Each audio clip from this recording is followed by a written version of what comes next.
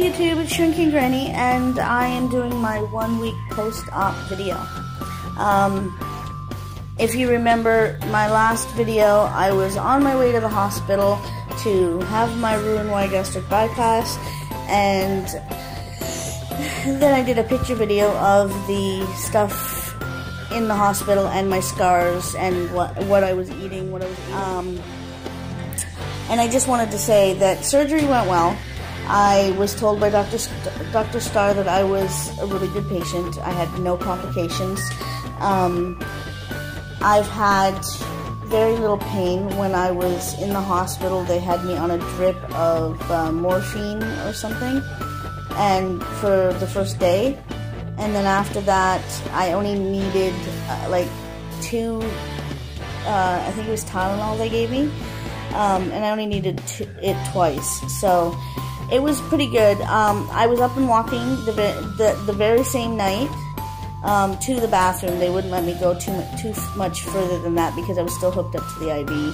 And then the next day when they unplugged the IV, I was walking the halls, and they let me go the following day. So I got to have 2 of my injections for the Imo-Hep. And I think that's the way it's pronounced. The stuff that they gave me was called Tinzaparin, but it's in the Imo-Hep family. It's a heparin, which is a blood thinner, and they give you injections. You get it for 8 days after surgery. They gave me a couple in the hospital, but I had been terrified of these injections because I had never done self-injections before. My great-grandmother was diabetic, and she had insulin injections, and they looked so painful, and she was always bruised. And these are blood thinners, so you're definitely going to get bruised. But I was afraid of the pain. And they're actually nothing. I have given myself so far 3 injections at home and 1 at the hospital. They let me inject my second injection myself, so that I could see that it was no big deal.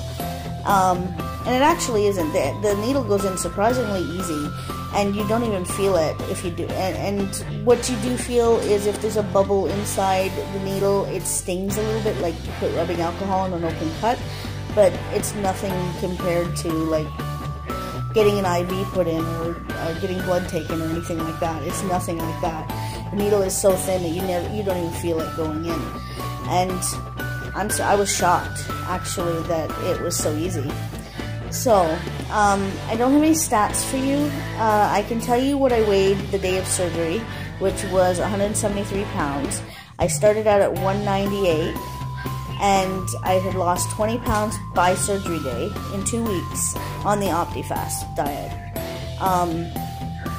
Then I was... After surgery, they don't want you to weigh yourself directly after because you're bloated from the surgery, and you're gonna actually weigh more than you started because of the fluids and stuff that they put in you and the gas that they use to expand your belly. But I cheated, and I weighed myself when I got home with a friend's scale, and it said that I had lost a further 7 pounds, which is pretty good considering I was 3 days out from surgery, and I'd lost 7 pounds in 3 days. I'd never done that before in my life. So, I don't know what I weigh right now. I don't know what my stats are. So I just, I have my appointments, my follow-up appointments already.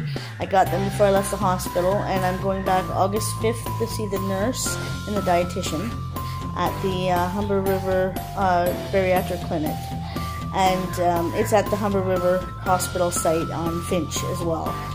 And then I have another appointment in October to see the surgeon, I believe. So as far as everything has been, it's been fine. For the first couple of days at home, I was tired.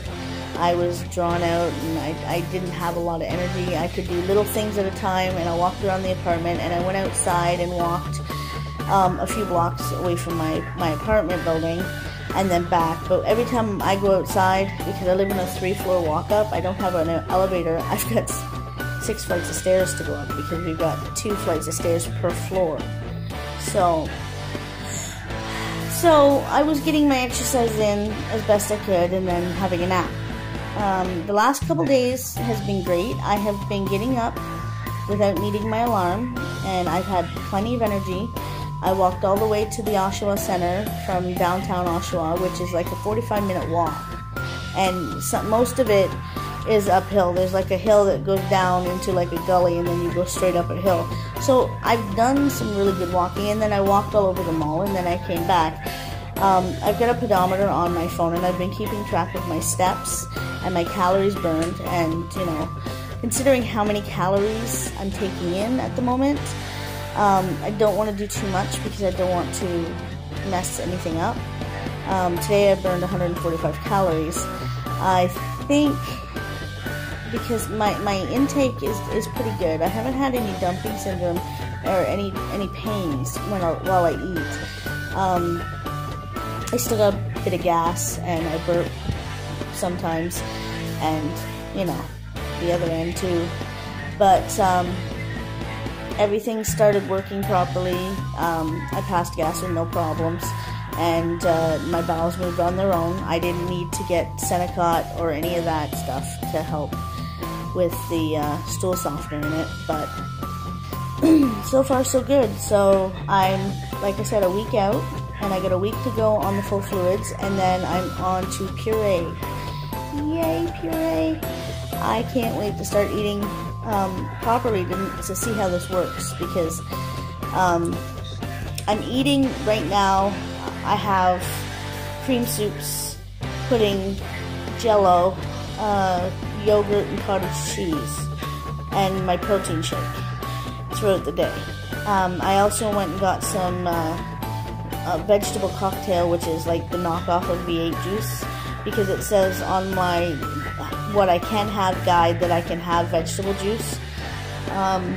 And so far I haven't run into any issues with getting too full too fast. I'm so terrified of the dumping syndrome that I'm actually being very careful.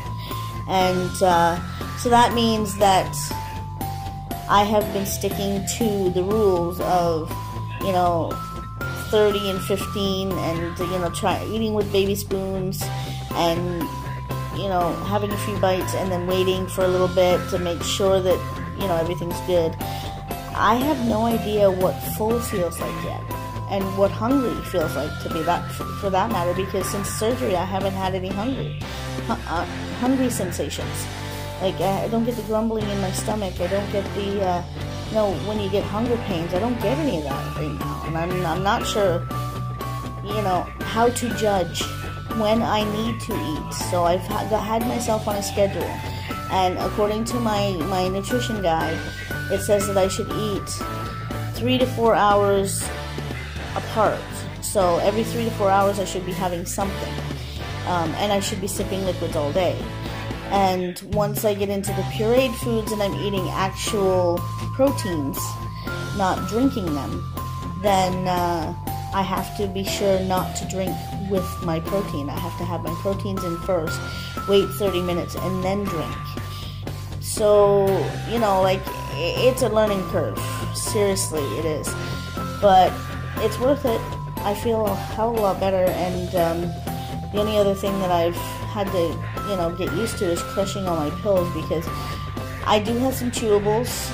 I haven't gone out and got any of the liquids yet, and I had a bunch of stuff here from before I had surgery, and I don't want to waste them, so I'm going to finish them, like my prenatal vitamins and stuff.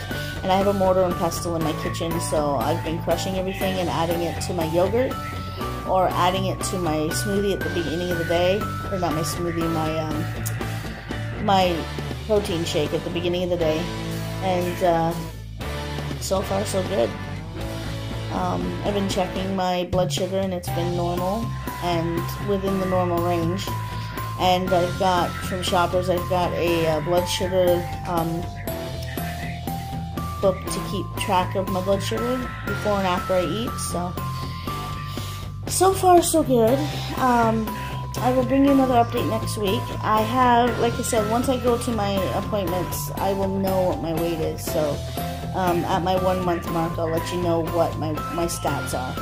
But I'll just give you the week-to-week updates. Oh, I'm told that I can get into the pool after 2 weeks of surgery. So I'm going to the Y to try to get myself a membership, and I'm gonna start doing some water stuff because it's low impact. It's just like walking, and I'm gonna be using all my muscles, not just my legs. So I'll keep you posted on that too. So have a great day, everybody, and you know, if you have any questions, leave me a comment below, subscribe, and I'll see you soon.